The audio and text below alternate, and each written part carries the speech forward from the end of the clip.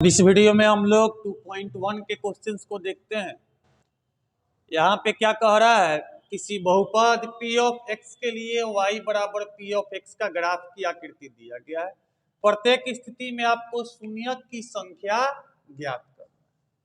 आपको याद हो, शून्यक यदि कोई बहुपद x में है तो x का वह मान जिस पर बहुपद का मान में शून्य हो जाए उसी को शून्यक कहते हैं। यह बहुपद x में है और उस बहुपद को y कहा जा रहा है। तो y का मान शून्य कब होगा? जब ग्राफ x एक्सिस को काटेगा। x अक्ष को ग्राफ जितनी जगह काटेगा उतने जगह y का मान शून्य होगा। तो शून्य की संख्या उतना ही होगी जितना जगह ग्राफ जो है x अक्ष को काटता है। अब पहला क्वेश्चन हम लोग देखते हैं। यह ग्राफ है y बराबर p ऑफ x का, यह ग्राफ है। यह ग्राफ y बराबर p ऑफ x का है, यानी एक बहुपद का ग्राफ है जिसका चर x है। अब इस बहुपद का मान शून्य उस बिंदु पर होगा जिस बिंदु पर यह ग्राफ x अक्ष को काटता है, और यह ग्राफ x अक्ष को कहीं नहीं काटता है, इसलिए पहली परिस्थिति में शून्यकों की संख्या 0 हो जाएगी। क्यों 0 होगी? क्योंकि यह ग्राफ कहीं भी x अक्ष को नहीं काट रहा है। x अक्ष को जिस बिंदु पर काटेगा उस बिंदु का y 0 होगा, यानी बहुपद का मान 0 होगा और वही वैल्यू शून्यक होता है।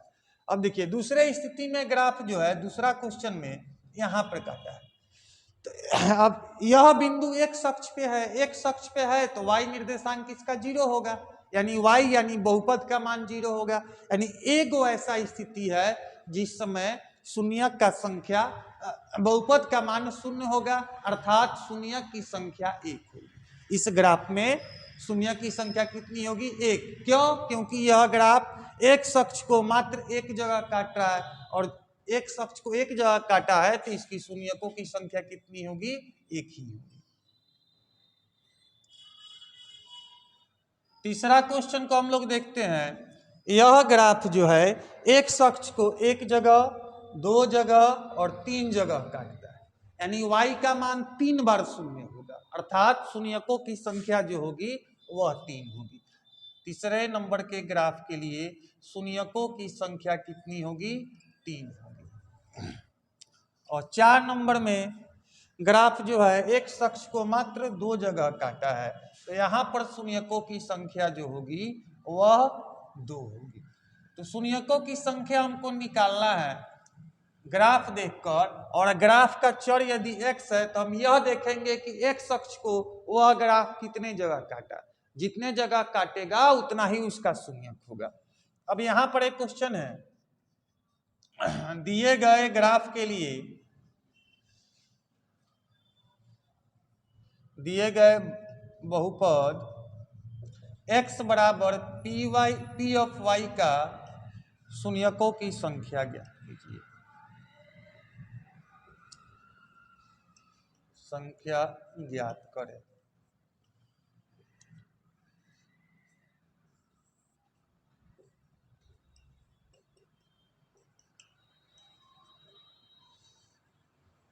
चलिए, अब यहाँ पर जो बहुपद है उसका चर y है, न कि x है। इसमें हम यह देखेंगे कि ग्राफ y अक्ष को कितने जगह काट रहा है। आमतौर पे बच्चा का दिमाग में बैठा होता है कि x अक्ष को जगह जगह काटेगा उतना ही शून्यक हो जाएगा, लेकिन वह तब होगा जब उस बहुपद का चर क्या होगा? x होगा।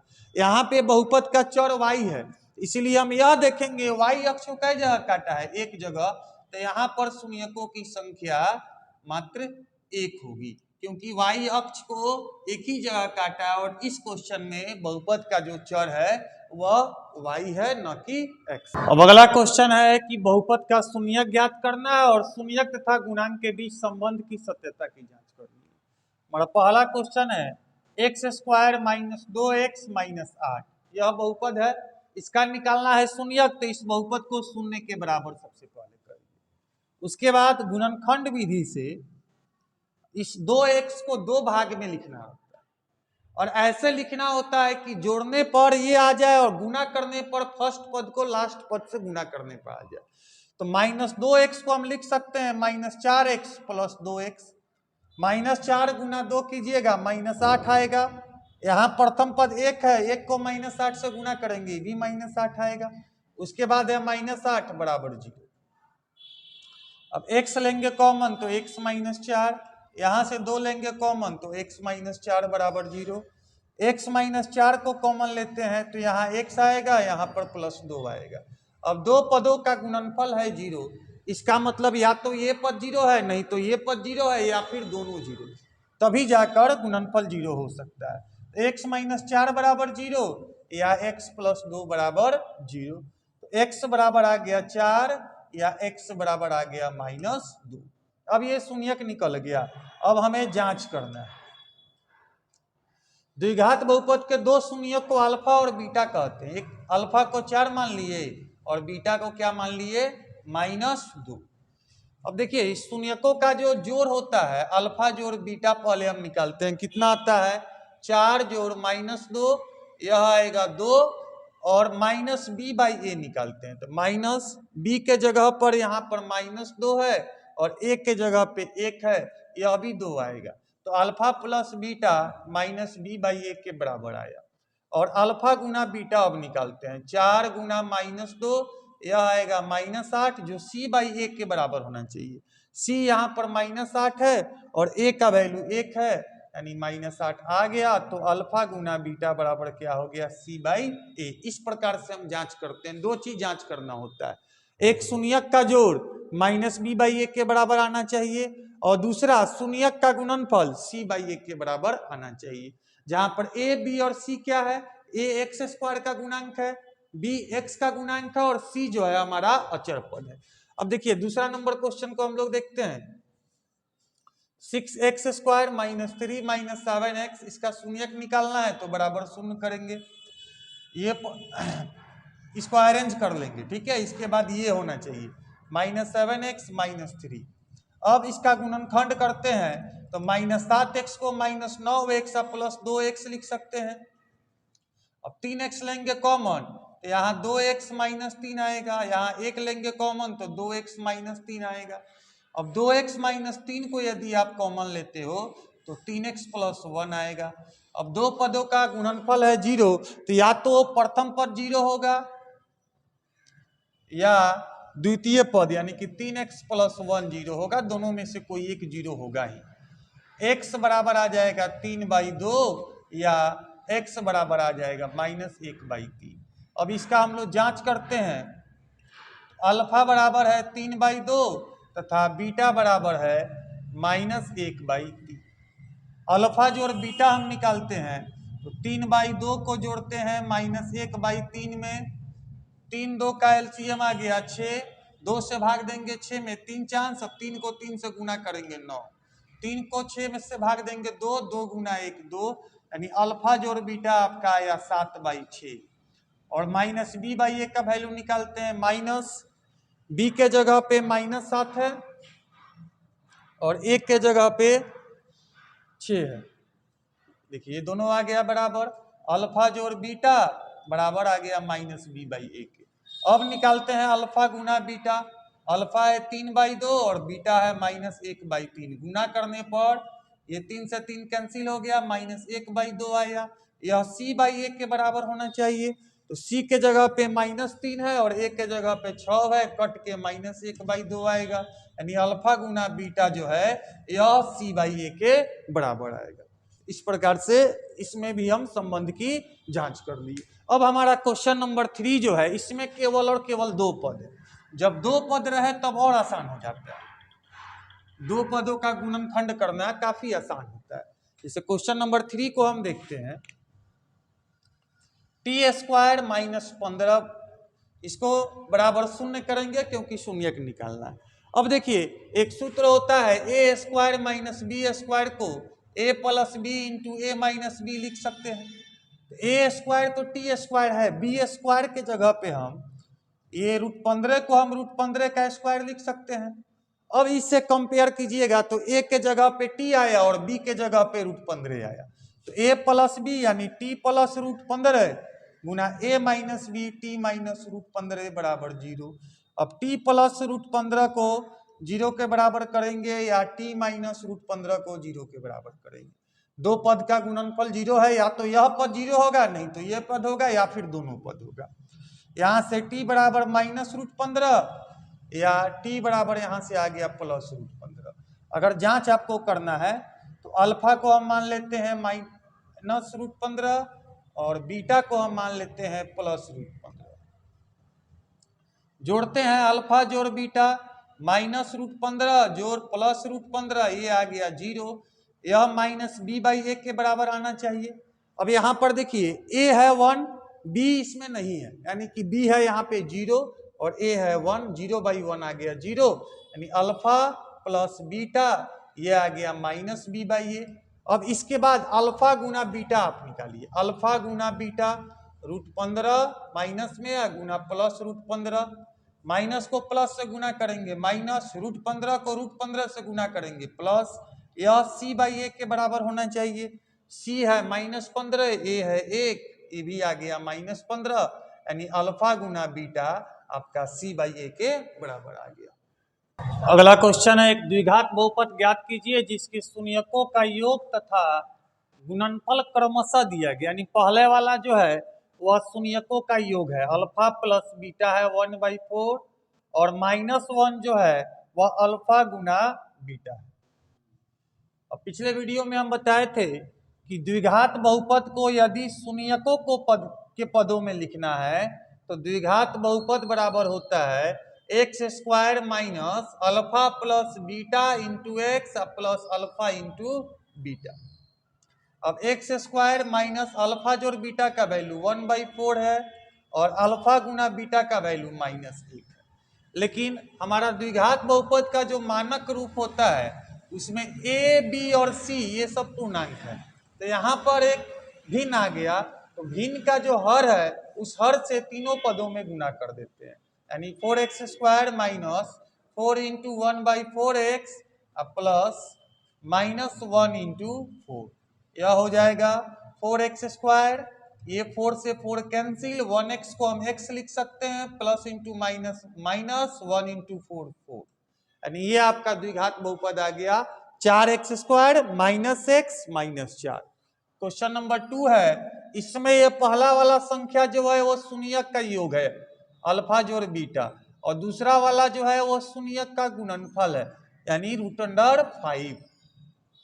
अब जो है द्विघात बहुपद आपका आ जाएगा एक्स स्क्वायर माइनस अल्फा जोड़ बीटा एक्स प्लस अल्फा गुना beta, x square minus alpha जोड़ बीटा 0 और अल्फा गुना बीटा √5। अब एक्स स्क्वायर को 0 से गुना करोगे एक्स को तो 0 ही हो जाएगा, तो यहाँ पर एक्स स्क्वायर प्लस क्या आएगा √5 आएगा। और 3 नंबर जो क्वेश्चन है इसमें अल्फा जोड़ बीटा है 4 और अल्फा गुना बीटा है 1, द्विघात बहुपद आपका आ जाएगा एक्स स्क्वायर माइनस अल्फा जोड़ beta into x plus alpha गुना बीटा, यानी एक्स स्क्वायर माइनस अल्फा जोड़ बीटा 4 है और अल्फा गुना बीटा 1 है, यह हमारा द्विघात बहुपद आ गया।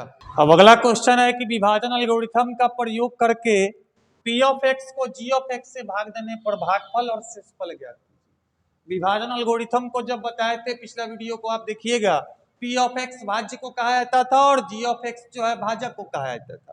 तो इस क्वेश्चन में भाज्य है इतना और भाजक है इतना।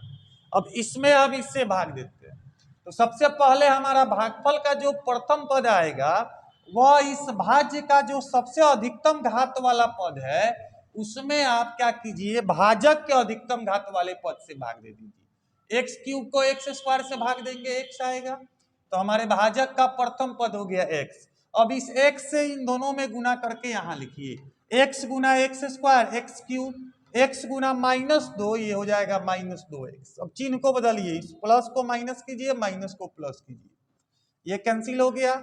एक्स स्क्वायर कोई नहीं है तो ये यहीं पे रह जाएगा, 5x और 2 7x -3। अब भाजक का अगला पद इसमें इससे भाग देंगे, -3x स्क्वायर भागा एक्स स्क्वायर, ये आ जाएगा -3 -3 गुना एक्स स्क्वायर -3x², -3 गुना -2 +6, चिन्ह बदलेंगे, ये कट गया, यहाँ आया 7x और यहाँ ये माइनस में है, -6 -3 -9। अब देखिए इसके घात से इसका घात कम आ गया तो ये शेषफल हो गया। जब तक भाजक के घात से ज्यादा घात आएगा या बराबर घात आएगा तब तक भाग चलेगा, लेकिन उससे कम घात आ गया तो भाग समाप्त हो गया। तो यहाँ पर आपका भागफल जो है q ऑफ x वह आया x -3 और शेषफल जो है r ऑफ x वह आया 7x - 9। अब यहाँ क्या कह रहा है, पहले बहुपद से दूसरे बहुपद को भाग करके जांच कीजिए क्या प्रथम बहुपद द्वितीय बहुपद का गुणनखंड। तो भाग देने पे यदि शेष 0 आ जाए तो गुणनखंड होगा, शेष 0 नहीं आए तो गुणनखंड नहीं होगा। तो भाग करते हैं प्रथम बहुपद से यानी t² - 3 से हम भाग देंगे 2t4 + 3t³ -2t² -9t -12। अब हमारा भाजक का प्रथम पद क्या आएगा, इसके लिए आप क्या कीजिए, इसमें सबसे अधिकतम घात वाले जो पद है यानी 2t4 को आप भाग दीजिए किससे, t² से। ये 2 का 2 रह गया, t के पावर 4 में से 2 घटाएंगे तो t के पावर 2 आएगा, 2t² हो गया। अब 2t² को t² से गुना करेंगे 2t4, 2t² को -3 से करेंगे -6t² प्लस का माइनस, माइनस का प्लस, ये हो गया कैंसिल। अब यहाँ क्या बचा 3t का पावर 3, 6t² में से 2t² गया 4t² -9t -12। अब द्वितीय पद भाजक का क्या होगा, तो 3t³ में t² से भाग दीजिए 3t आएगा, तो 3t से गुना कीजिए। अब दोनों को 3t को t² से गुना करेंगे 3t³ 3t को -3 से गुना करेंगे -9t प्लस का माइनस, माइनस का प्लस, ये वाला भी कट गया, ये इससे कट गया, यहाँ बचेगा 4t² -12। अब तृतीय पद क्या होगा भागफल का, तो 4t² में आप भाग दीजिए किससे, t² से, यहाँ आ जाएगा 4। अब 4 यहाँ लिखिए और 4 से गुना कीजिए 4t² -12 प्लस का माइनस, माइनस का प्लस, ये भी कैंसिल, ये भी कैंसिल, शेषफल है 0। तो चूंकि r ऑफ x बराबर है 0 इसलिए t² -3 2t का पावर 4 प्लस 3t का पावर 3 -2t² -9t -12 का एक गुणनखंड है। अब इस बहुपद चैप्टर का मोटा मोटी जो इम्पोर्टेंट क्वेश्चंस थे उसको हम लोगों ने डिस्कस कर लिया। इसके अलावा कुछ क्वेश्चंस इसमें बाकी भी है, तो आप कमेंट करेंगे, जो क्वेश्चन में प्रॉब्लम होगा उसको मैं बता दूंगा।